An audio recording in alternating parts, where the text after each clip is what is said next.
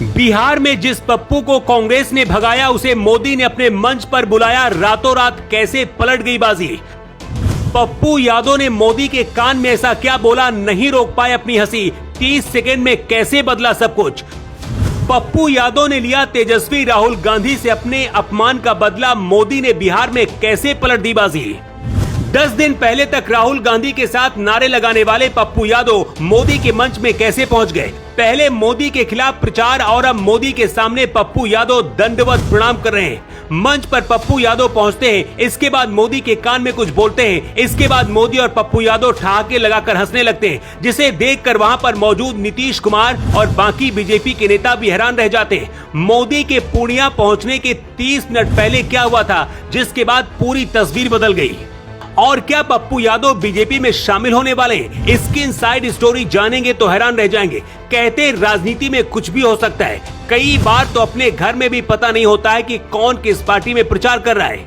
जैसे आरजेडी में तेजस्वी यादव के खिलाफ उनके भाई तेज प्रताप यादव ही खड़े हैं। पूर्णिया और आसपास के इलाके में सांसद पप्पू यादव का दबदबा माना जाता है। यही वजह की निर्दलीय चुनाव जीतते रहे, लेकिन मोदी विरोधी पप्पू यादव मोदी के मंच में कैसे पहुंच गए, इसे समझना तो इस तस्वीर को देखिए। पिछले महीने राहुल गांधी बिहार में वोटर अधिकार यात्रा तेजस्वी के साथ निकालने पहुंचे थे। ये वही यात्रा थी जिसके दौरान पीएम मोदी की मां के लिए अपशब्द बोले गए थे। राहुल गांधी के साथ मंच साझा करने के लिए पप्पू यादव पहुंचे थे और ये तस्वीर देखिए, जिसमें पप्पू यादव राहुल गांधी की गाड़ी में बैठने की कोशिश कर रहे हैं, लेकिन तभी राहुल गांधी के बाउंसर पप्पू यादव को धक्का मारकर बाहर धकेल देते हैं। मतलब पप्पू यादव को राहुल गांधी ने अपने बगल में खड़े होने लायक भी नहीं समझा था, लेकिन वही पप्पू यादव मोदी के मंच में पहुंच गए। आखिर कैसे हुआ ये सब कुछ चलिए आपको बताते हैं। मोदी पूर्णिया जब पहुंचे, मंच पर बिहार के मुख्यमंत्री नीतीश कुमार सहित बीजेपी के बड़े बड़े नेता थे।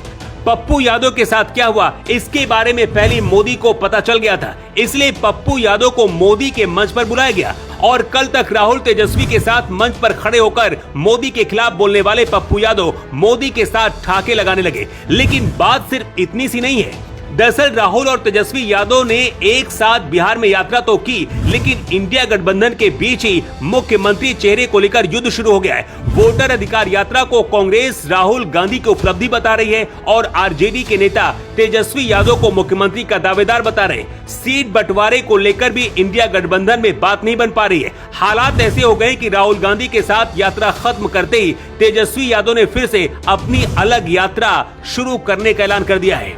इस बार बिहार की सभी 243 विधानसभा सीटों पर तेजस्वी ने चुनाव लड़ने का ऐलान किया है। तेजस्वी बिहार में वही गलती कर रहे हैं जो दिल्ली में अरविंद केजरीवाल ने की थी। तेजस्वी यादव का कहना है कि लोग समझे कि हर सीट पर तेजस्वी यादव ही उम्मीदवार है। ये दिल्ली के पूर्व सीएम अरविंद केजरीवाल और पीएम मोदी के वोट मांगने के तरीके की कॉपी लगता है। 2014 के आम चुनाव के कैंपेन के आखिरी दौर में नरेंद्र मोदी खुद के नाम पर वोट मांगने लगे थे। 2019 में तो ब्रांड मोदी पेश कर दिया गया था। ऐसे में तेजस्वी मोदी का मुकाबला करने के लिए तेजस्वी ब्रांड लेकर आ रहे हैं, लेकिन सवाल ये है कि क्या मोदी के सामने तेजस्वी ब्रांड टिक पाएगा। बीजेपी को पता है कि बिहार में कांग्रेस से नहीं बल्कि आरजेडी से सीधा मुकाबला है, इसलिए पप्पू यादव बीजेपी के लिए कारगर साबित हो सकते हैं। बिहार में आरजेडी का सबसे मजबूत वोट बैंक एमवाई फैक्टर है मुस्लिम और यादव।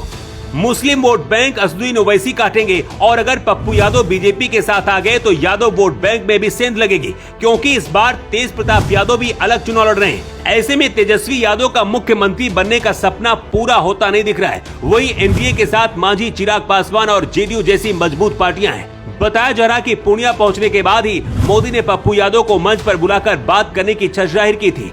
मोदी के कान में पप्पू यादव ने क्या कहा ये तो पता नहीं, लेकिन ये वीडियो आते ही तेजस्वी और राहुल गांधी की नींद उड़ गई है। पप्पू यादव के समर्थक सिर्फ इस बात से ही खुश हैं कि राहुल गांधी की रैली में पप्पू यादव को धक्के मारे गए, लेकिन मोदी की रैली में सम्मान दिया गया। क्या आपको भी लगता है कि पप्पू यादव और मोदी की इस तस्वीर से बिहार में कुछ असर पड़ेगा, और क्या पप्पू यादव को बीजेपी में शामिल होना चाहिए? अपनी राय आप जरूर दें।